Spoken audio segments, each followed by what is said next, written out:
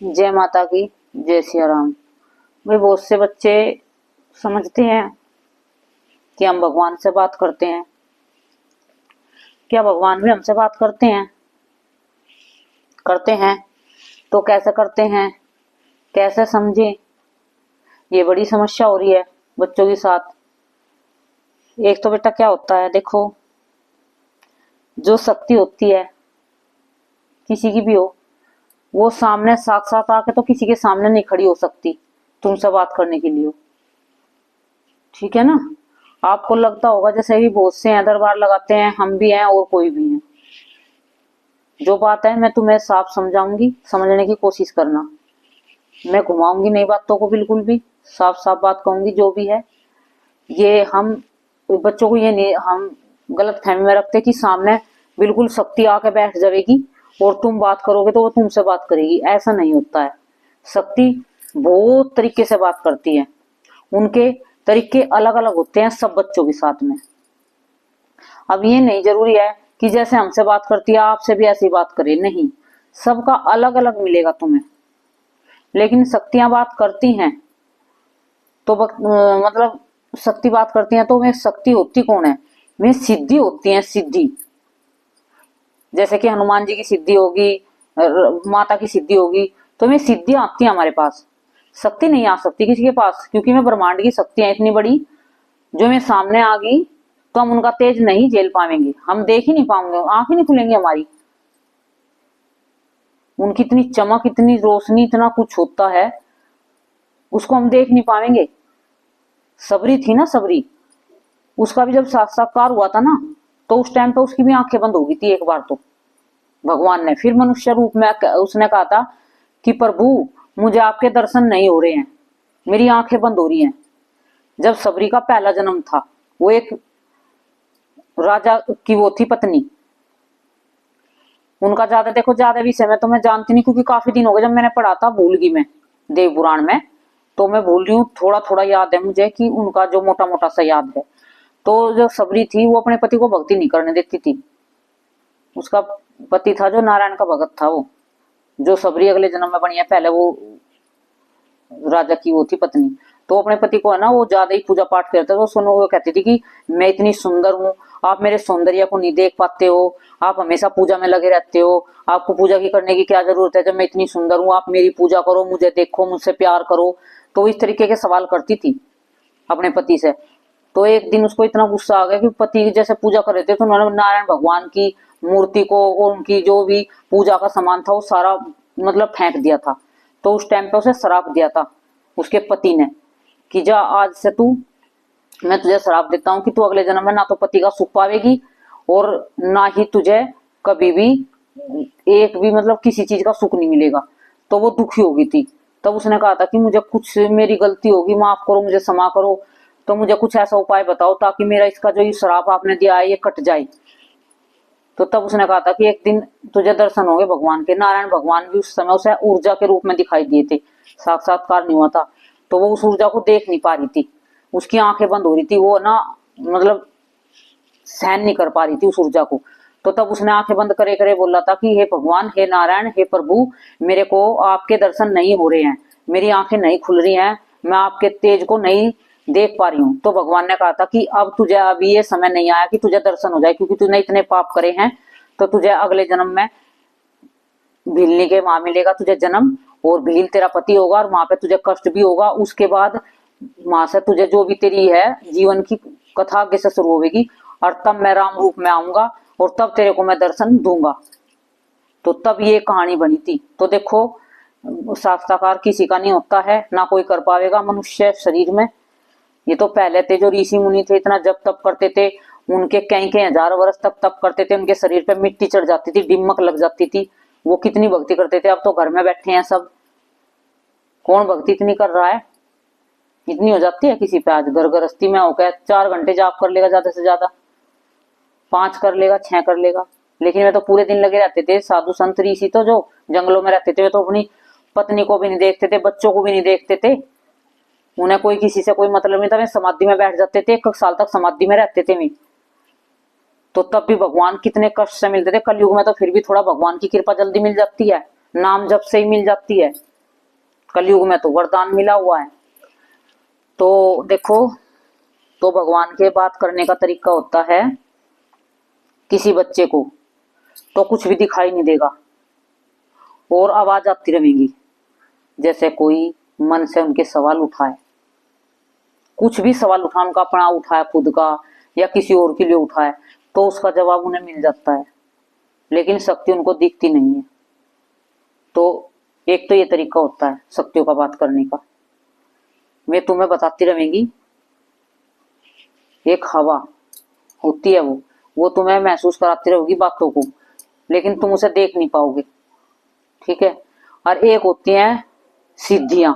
सिद्धियां क्या होती हैं, जैसे कि हमें ये दिख रही है माता रानी, जैसे हमारे दरबार में रखी है माता रानी, तो मैं ऐसे ही रूप में दिखेंगी भी, शेर पे बैठी हुई अष्टभुजाओधारी ऐसे ही बैठेंगी।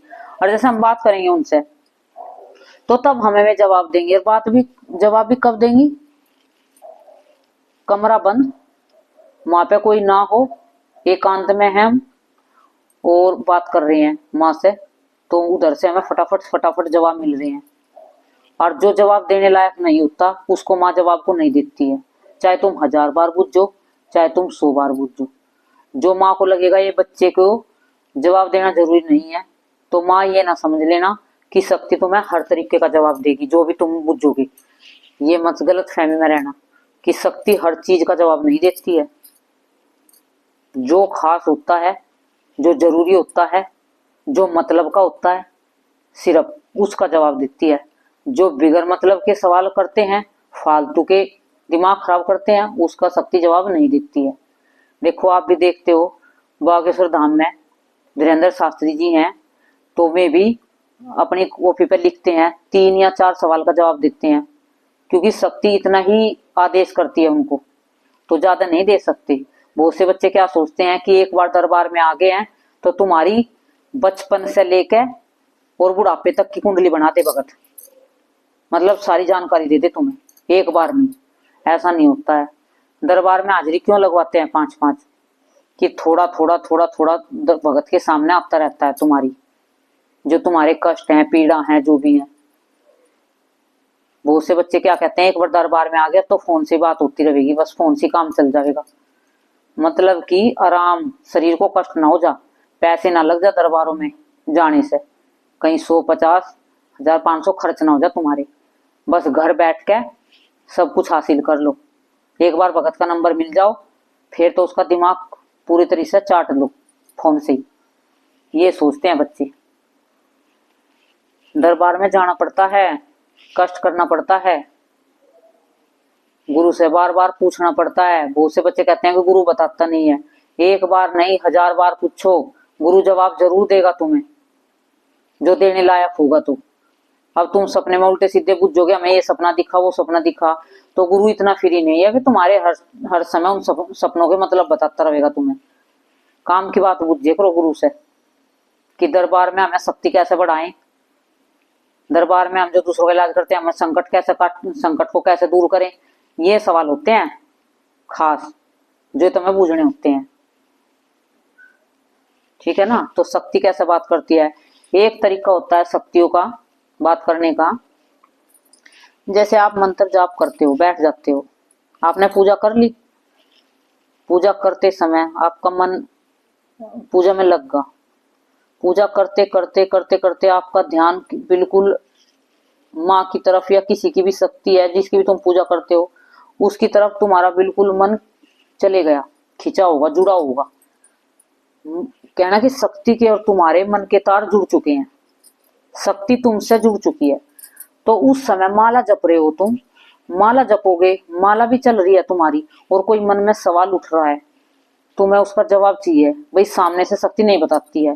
देखो, मैं तरीके बता रही हूँ कि आप कहते हो ना कि भगवान कैसे बात करते हैं या हम कैसे बात करें भगवान से, तो भगवान के बात करने के तरीके हजारों तरीके के हैं, अलग अलग हैं सबके। आप ये ना समझ लेना कि भाई गुरु से बात किस तरीके से करता है या हमसे कैसे करेगा या दूसरे भगत से कैसे बात करता है तो भगवान उसी तरीके से तुमसे बात करेगा, नहीं, ये बिल्कुल गलत फहमी में मत जीना।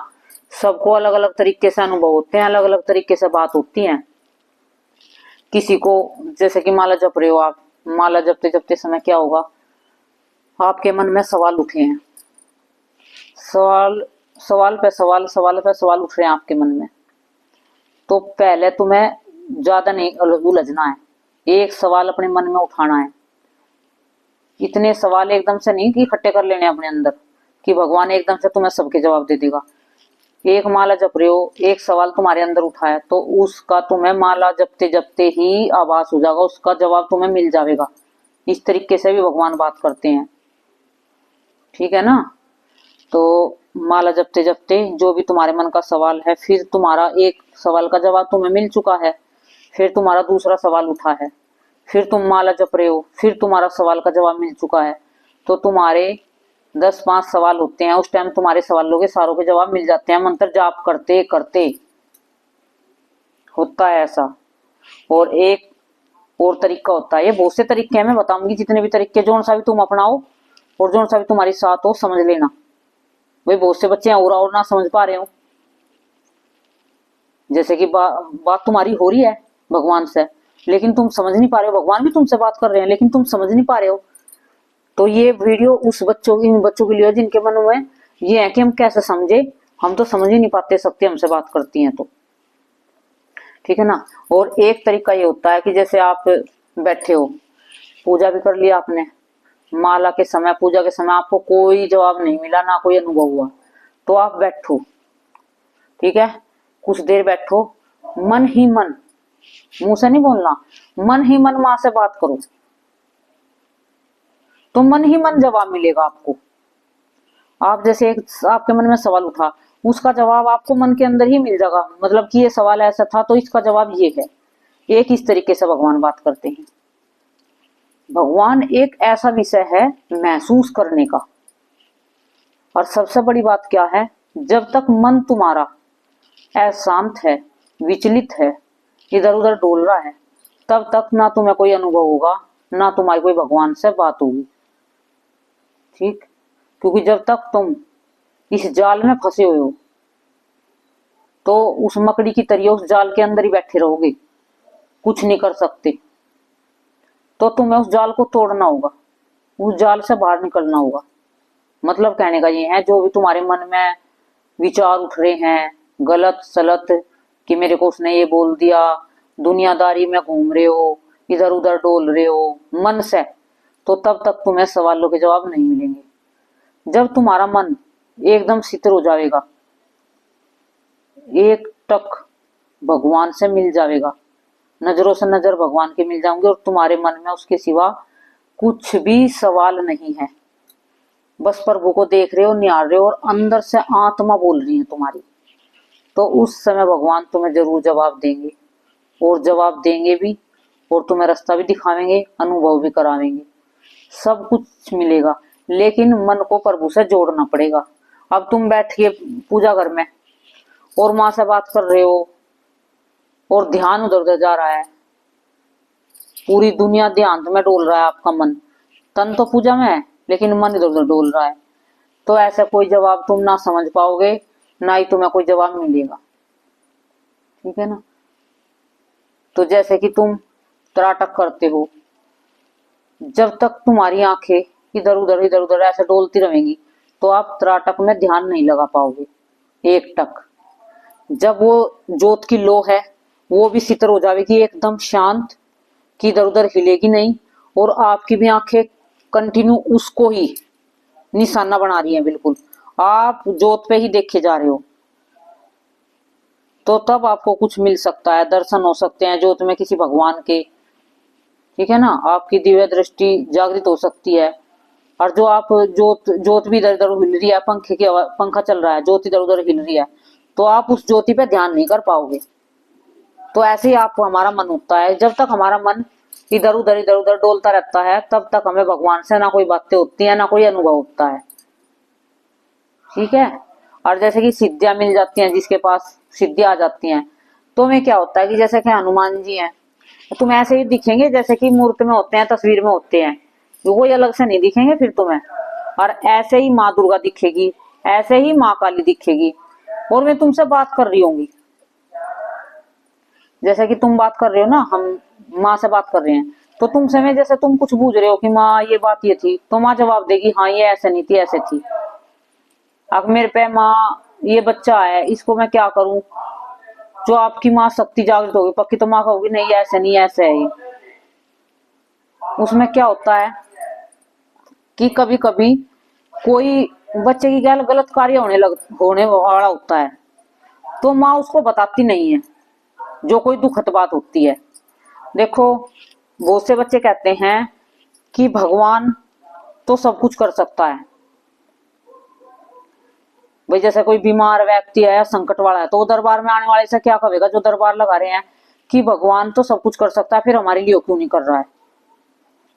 भाई तुम्हारे कर्म है, तुम्हारे पाप पहले जन्म के हो या कद के हो, कटे नहीं अभी, अभी समय नहीं आया, तो तब तक तो भोगना पड़ेगा। भगवान को पता होता है, भगवान सब कुछ जानता है, उसको सब पता है, लेकिन वो विधि के विधान से बंधा हुआ है।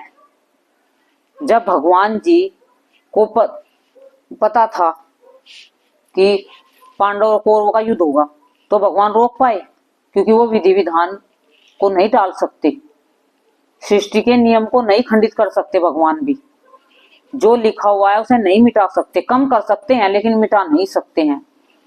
भगवान को पता था, भगवान से कुछ छुपा है या कोई अब हो या कभी पहले हो, सतयुग हो, त्रेता हो, द्वापर हो, कलयुग हो, भगवान की नजरों से कभी भी छुपा नहीं है, ना ही छुपेगा।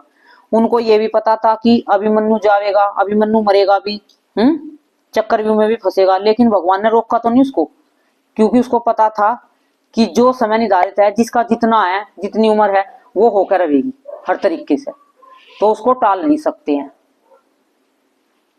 जब पांडव के पुत्र थे, पांडव थे उसमें सारे के सारे, तो पांडव निकाल लिए थे कृष्ण भगवान ने, और पांडव के पुत्र डाल दिए थे उसके अंदर कि ये सोएंगे वहां पे। तो मृत्यु उनकी लिख रही थी ना, पांडु की नहीं लिख रही थी वो। तो इस तरीके से भगवान टाल तो देते हैं, बदल तो देते हैं, लेकिन खत्म नहीं होती है वो चीज। अब जैसे कि पांडु तो बच गए, लेकिन पांडु के 5 पुत्र मर चुके थे, तो भगवान उसको पांडु को मतलब बदल विधि विधान तो थोड़ा सा कर दिया चेंज, कि पिता की जगह बच्चे मर गए, लेकिन टले तो नहीं ना, होकर तो रहा ना विधि विधान, जो निर्धारित था सृष्टि में, जो नियम था वो तो होकर रहा। तो हम दरबार में भी जाते हैं, बच्चे पूछते हैं कि क्या गारंटी है, गारंटी, एक तो गारंटी पूछते हैं, डॉक्टर से कभी गारंटी नहीं पूछते बच्चे कि गारंटी है कि नहीं है। भाई क्या गारंटी, तुम्हारा भाग्य होगा तो तुम ठीक हो जाओगे। और ये ना समझना कि दरबार या हमारा हो, हम लगाते हो, हमारा क्या दरबार, माँ बाबा का, सबके कहीं भी दरबार लगते हैं कि सबके दरबारों में सभी ठीक हो जाते होंगे। ये गलत फहमी में मत रहियो। बड़े बड़े धाम है ना, जो बड़े बड़े हैं, वहां से भी बच्चे लौट के आ रहे हैं, वहां पे भी आराम नहीं लगा, क्योंकि उनके कर्म किस्मत अभी समय नहीं आया उनका, तो अभी उनके कर्म में और दुख भोगना है। कोई ना कोई पिछले जन्म का, पूर्व जन्म का कोई पाप आगे आ रहा है, तो अभी उसे कटने में समय लगेगा। तो इस तरीके से होता है ये। जितने भी दरबार धरती पे लगे हुए हैं, मैं तो सबको कहती हूँ, हम भी लगाते हैं यहाँ पे, माँ बापा का लगता है दरबार, हम अपने आप को भी कहते हैं और सबको भी मैं कहती हूँ। ये ना समझना कि मैं भी खुद सबको कहूंगी कि अपने आप को ना कहूंगी, कोई मैं इतनी बड़ी वो ना हूं भगवान कोई, हम भी एक इंसान ही हैं, ठीक है ना, करने वाले तो भगवान है। भाई हम गारंटी किस चीज की ले, क्या हम भगवान ने जो गारंटी ले, भगवान ने गारंटी नहीं ली। क्या द्रौपदी से गारंटी ली थी भगवान ने कि तेरे 5 पुत्र नहीं मरेंगे। भाई युद्ध है, लड़ाई में कोई भी मर सकता है, कोई भी जीत सकता है, तो सब चलेगा। तो दरबार में आते हैं, सब तरीके के बच्चे आते हैं, किसी को आराम लग जाता है 1 बार में, किसी को 2 बार में लगता है, किसी को 3 बार में लगता है, किसी को नहीं भी लगता है। मैं कभी भी किसी के, मैं अब यहाँ दरबार में आते हैं, मैं किसी को नहीं कहती कि इस दरबार से मतलब कि उस दरबार से आया, नाम नहीं लेती कभी दरबार का, क्योंकि कभी ना कभी यहाँ से भी कोई जाएगा जरूर दूसरे दरबार में, वो भी कहेगा कि मैं उस दरबार से आया, मेरे को आराम नहीं लगा। ये ना मैं गलत फहमी में जीऊंगी कि मेरे यहाँ से दरबार में से ही सबका आराम लग जाएगा। भाई कोई एक आधा नहीं भी लगे किसी को, ये कोई मैं लिख के तो नहीं दूंगी कागज पे कि भी सबको आराम लगेगा, नहीं। हम तो सिर्फ जो हमारा फर्ज है, जो हमें संकेत मिल जाते हैं, तो हम तुम्हारे जैसे को बता देते हैं, करा देते हैं, और आगे तुम्हारे भाग्य होते हैं आराम लगेगा कि नहीं लगेगा। किसी को 1 बार में लग जाता है, किसी को 2 बार में, किसी को नहीं भी लगता है। तो हर हर दरबार में होता है ये मत समझ लेना कि भाई किसी दरबार में नहीं। आराम भी लगता है, किसी को लगता भी नहीं है, चाहे बड़े दरबार हो चाहे छोटे दरबार हो, ये सब दरबारों में होता है। कोई बताता है, कोई नहीं बताता है, ठीक है। बहुत से को लगता है कि भाई मैं तो 5 पतासे से काम करा देता हूँ, वो एक बार करा दिया उसने, वो दोबारा नहीं आया, उसको लगता है कि वो आराम होगा उसके, इसलिए नहीं आया। वो नहीं आया, आराम नहीं हुआ, उन्होंने सोचा कि अब दूसरा देखूंगा दरबार। तो इस तरीके से भी बहुत से बच्चे हैं कि ठहरते नहीं है एक जगह। मैं ये नहीं कहती कि तुम 10-10 साल एक दरबार के पीछे लगे रहो, लेकिन 2-4 महीने 3 महीने तो देखे करो, क्योंकि शक्ति को थोड़ा समय भी लगता है तुम्हारे कर्म काटने में। भाई क्या पता अभी तुम्हारा 3 महीने का समय हो, 2 का हो, तो शक्तियों के हाथ में होता ना, ये तो भगत के हाथ में कुछ नहीं होता है। वो भी शक्तियों से प्रार्थना करता है, भगत भी, वो भी इंसान है। अब हम बैठे हैं गद्दी पे बैठे हैं, तो हम भी माँ से प्रार्थना करेंगे, उन्हीं के दम पे हम बैठे हैं यहाँ पे। जो मैं कार्य नहीं करेगी तो हम कुछ नहीं है, हम कबाड़ी हैं गद्दी पे बैठ के भी। जो भगवान हमारे कार्य नहीं करेंगे तो हम तो कठपुतली हैं उनके हाथ की, जैसे वे नचाते हैं ऐसे हम नाचते हैं। तो भगवान बात करते हैं, चाहे सिद्धि रूप में आके करो या फिर सपने के माध्यम से करो। बहुत से बच्चों को सपने में हो जाती हैं बातें, जो मन में सोच के सोचते हैं वो सपनों में बातें हो जाती हैं उनकी। ये होती है शुरुआत में ज्यादातर, जैसे बच्चे शुरुआत में भक्ति लाइन में चलते हैं ना, उस समय बच्चों के साथ सपनों के माध्यम से बात होती है। और फिर जब बच्चा आगे धीरे धीरे भक्ति में बढ़ जाता है, भक्ति लाइन में आगे चले जाता है, तो उसको आके शक्ति सामने से बात करती है, माँ की योगनी जोगनी, माँ की सिद्धियां, बाबा की सिद्धियां, तो वे सामने से बात करती हैं। तुम्हारे जैसे कि तुम बैठे हो, आंख बंद करे तुमने, तो तुम्हें बाबा जी यही दिखेंगे, ऐसे हनुमान जी, और तुम कुछ बोल रहे हो, मैं तुम्हें जवाब दे रहे हैं फटाफट, ठीक है ना। इस तरीके से भगवान बात करते हैं, लेकिन मन को हमें एक जगह ठहराना होता है, टिकाना होता है। तब तक भगवान बिल्कुल भी बात नहीं करेंगे जब तक हमारा मन भगवान से अच्छे से जुड़ नहीं जाएगा, तब तक इधर उधर डोलेगा ना। देखो क्या होता है, बहुत से बच्चे कहते हैं कि हम पूजा पाठ करते हैं लेकिन मन नहीं लगता हमारा, हमारा तो ध्यान इधर उधर डोलता है। भाई देखो ऐसा तो कोई नहीं, एकदम बैठ तो ही ध्यान लग जाए किसी का, एकदम बैठते ही ध्यान किसी का नहीं लगता है। और एक कारण, सबसे बड़ा कारण क्या होता है कि जैसे कि मंदिर में बैठते हो आप, हम सब, तुम भी हम भी मंदिर में बैठते हैं, पूजा करते हैं, तो कहीं कहीं के ख्याल आते हैं, कभी रिश्तेदारी के कहीं किसी के, तो देखो ख्याल आते हैं, या तो फिर किसी तीर्थ के आते हैं। जैसे हम बालाजी गए और हम पूजा करें तो हमें बालाजी के ध्यान आ रहा है, तो उससे क्या होता है कि बालाजी की शक्ति हमारे पास खिंचती चली जाती है। वो तो एक अच्छा होता है, वो कोई गलत नहीं है। पूजा के समय ध्यान का भटकना वो गलत है। जो रिश्तेदारी में जा रहा है, आस पड़ोस में जा रहा है कि उसने मुझे ये कह दी, उसने मुझे गाली दे दी, उसने मेरे बच्चों के साथ ये कर दिया, उसने मेरे ये कर दिया, तो ये तो है गलत। और आपका ध्यान जा रहा है कि मैं बालाजी जा रहा हूँ, बाबा का भोग लगा रहा हूँ, बाबा की आरती कर रहा हूँ, तो वो क्या हो रहा है कि आपको शक्ति से जुड़ा हो रहा है। जैसे कि आप बैठे हो और किसी ने अचार का नाम दे दिया, तो आपके मुंह में पानी आ जाएगा उसकी खटास को याद करके, अचार का नाम लेके। तो अचार है नहीं वहां और ना तुमने खाई, लेकिन फिर भी तुम्हारे मुंह में पानी आ गया, खटास का एक महसूस होगा। तो इसी तरह शक्ति होती है, जैसे कि हम किसी धाम का या किसी तीर्थ का या कहीं पे भी हम किसी शक्तियों का, हमारा ध्यान जाता है उस तरफ, तो शक्ति हमसे आती है। इस तरीके से भी हमें शक्ति जुड़ती रहती है, हमारे साथ मिलती रहती है, हमारी पावर बढ़ती रहती है शरीर की। जैसे हम बालाजी गए, शीतला माता पे गए, वैष्णो देवी गए और काशी जी गए, तो हम कहीं भी गए, हम उन्हीं का ही पूजा करते करते हमारा ध्यान लगा रहेगा।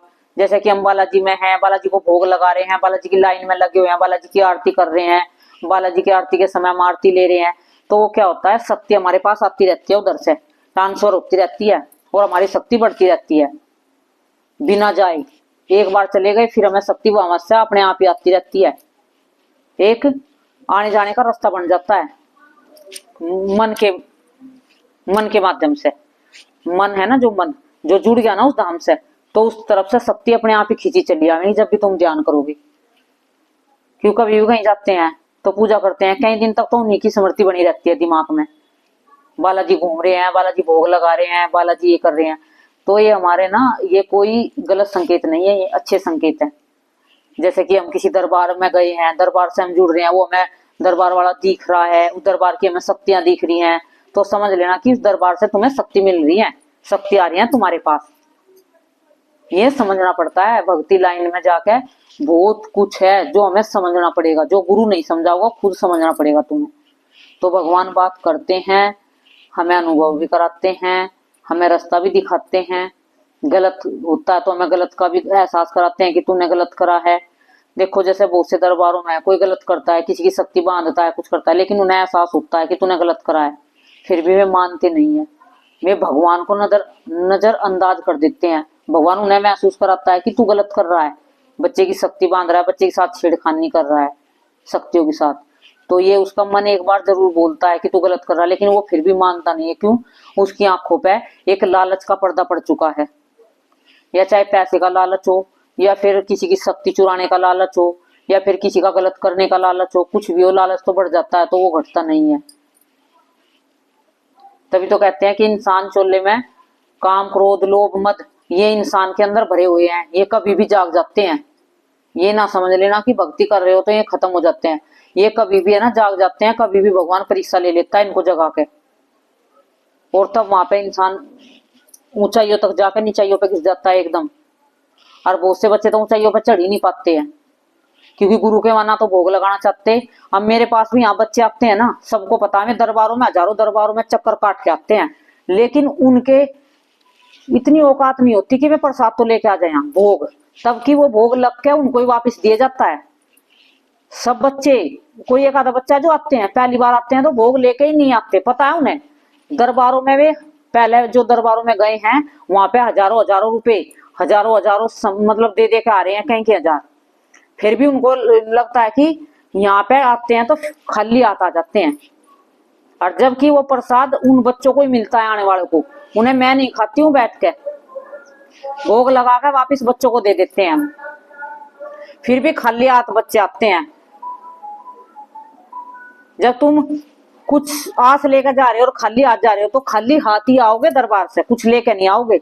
जैसे खाली गए हो ऐसे खाली आओगे, वापिस जाओगे। और एक बच्चे क्या करते हैं, हमारा दरबार लगता है शनिवार और मंगलवार को, और अब थोड़ा समय बदल चुका है, 12 बजे से 3 बजे तक का समय है। अब सर्दी आ गई है, दिन छोटा होने लगा है थोड़ा, सुबह इतनी जल्दी हमारे घर का कार्य नहीं निपटता है। बहुत से बच्चे क्या करते हैं, बिना शनिवार मंगल के दरबार में आते हैं, तो जो बच्चा आवेगा दरबार में बिना शनिवार मंगल के, उसको वापिस भेज दिया जाएगा। उसको कोई भी यहाँ घर के अंदर नहीं बढ़ाएंगे, उसको नहीं घुसाएंगे अंदर, क्योंकि हम भी घर गृहस्थी वाले हैं। शनिवार मंगल को हम भोग लगाते हैं शक्तियों का आह्वान करते हैं, उन्हें बुलाते हैं उस दिन। हर समय नहीं कि शक्ति को हम बुला कर बिठाते रहेंगे, इनका भी नियम पालन होता है। जब तक हम नियम पालन में रहेंगे तो ये भी हमारा साथ देंगे, जब हम नियम पालन नहीं करेंगे तो ये भी हमारा साथ छोड़ देते हैं और भक्तों को कष्ट होने लगता है। तो जो भी बच्चे हैं बिना शनिवार मंगल के आएंगे तो वापिस जाएंगे, वो मैं पहले कह रही हूँ, तो ध्यान से सोच समझ के आना। बहुत बच्चे हैं बिना शनिवार मंगल के उठाए आ रहे हैं, मानते नहीं है कहने के बावजूद भी, क्योंकि उन्हें लगता है कि हम एक ले जाएंगे तो हमारी अच्छे से बात हो जाएगी। मैं सब समझती हूँ उनकी चालाकी को, क्योंकि हमने डाल रखा है फोन पे शनिवार मंगल का दरबार होता है। हर रोज कौन इतना फ्री है कि दरबार लगावेगा। हमारे अपने बच्चे भी हैं, हमारा अपना परिवार है, हमें अपने भी घर के कार्य होते हैं। 2 दिन निकालने मुश्किल होते हैं गृहस्थी में, तो 2 दिन में ही अपना सारा काम छोड़ना पड़ता है, पूरे दिन सुबह तक शाम हो जाती है। तो हर रोज किसके पास समय हो गृहस्थी वाले की, हर रोज तो वही दरबार लगा सकता है जिसके पास घर में काम करने वाले हो, नौकर चाकर हो, या फिर किसी का परिवार ना हो। अन्य परिवार वाले हैं जिनके पास अपना कोई करने वाला नहीं है, सब कुछ हम करते हैं। और एक बाथरूम की सुविधा नहीं दी जाएगी यहाँ बिल्कुल भी, क्योंकि हमारे कोई साफ सफाई वाला नहीं लगा हुआ है। बच्चे आते हैं बाथरूम को गंदा कर जाते हैं, तो जो भी बच्चे आए अपने बाथरूम की सुविधा नहीं मिलेगी बिल्कुल भी यहाँ भी। तो ये कान खोल कर सुन लेना सारे बच्चे, जो भी आना चाहता है आते हैं, ठीक है। तो ये थी छोटी सी जानकारी कि भगवान हमसे बात करते हैं, हम समझ नहीं पाते हैं, कैसे समझे, कैसे बात होती है लेकिन समझने की कोशिश करे करो, ठीक है। जय माता की, जय श्री राम। सभी को कोई गलती हुई हो तो क्षमा करना।